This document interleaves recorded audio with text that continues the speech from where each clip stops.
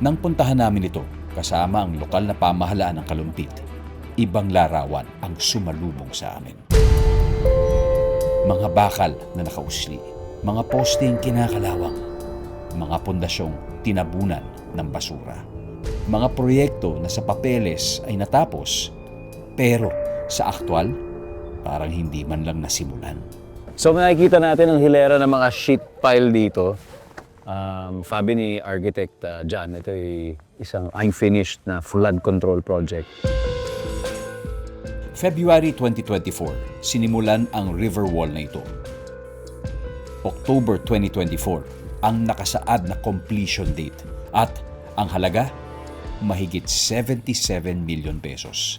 Pero malinaw, hindi ito natapos. Ang purpose po talaga ng flood control para ma-prevent po yung pasok ng tubig mula ilog papunta dun sa mga kabahayan. So kung matitenga to at hindi natapos, hindi natuloy, parang useless po yung nagawa nating project na una. Habang binabaybay namin ang ilog, namataan ko ang isang pumping station. Ayon sa mga dokumento na galing sa DPWH, 80% completed na ang project na nagkakahalaga ng 92 million pesos.